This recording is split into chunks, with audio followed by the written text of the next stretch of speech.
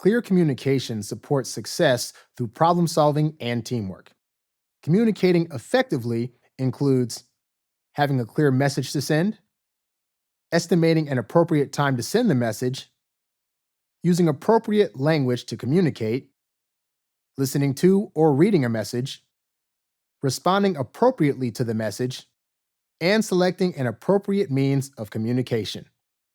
While there are clear patterns for communication, like the way there's always a sender and a receiver of a message, some parts of communication may vary. This is because people naturally interpret messages they receive through their own worldviews.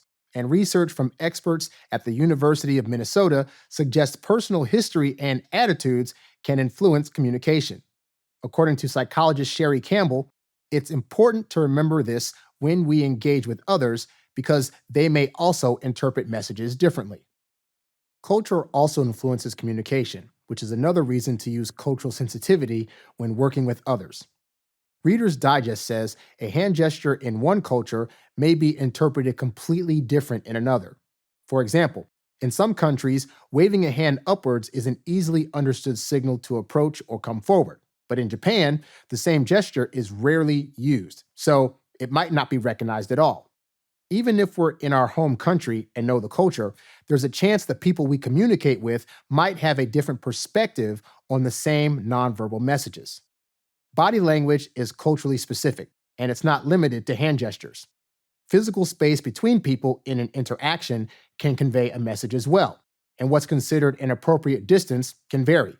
In some cultures, standing close to someone of the opposite gender can signal inappropriate behavior and create discomfort. But in other places, this may not have any meaning at all.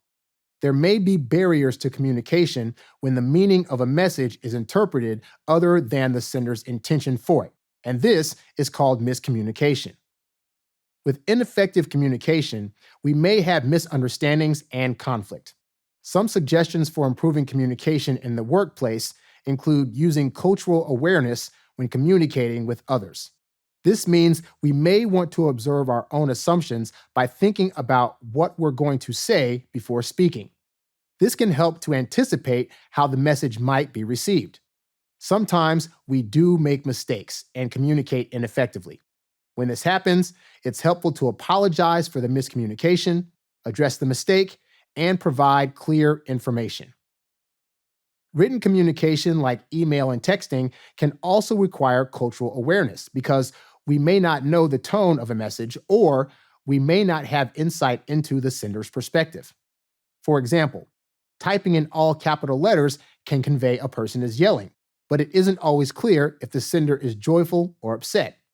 Or using abbreviations that are common online, like LOL, can portray an impersonal message or a relaxed attitude and may not be appropriate for all workplaces or may not be understood at all if there is a language barrier. Practicing cultural sensitivity allows us to become aware of the messages we're sending and receiving, and to understand that our culture influences how we communicate. Effective communication allows us to have meaningful dialogue with others, regardless of how different they are from us.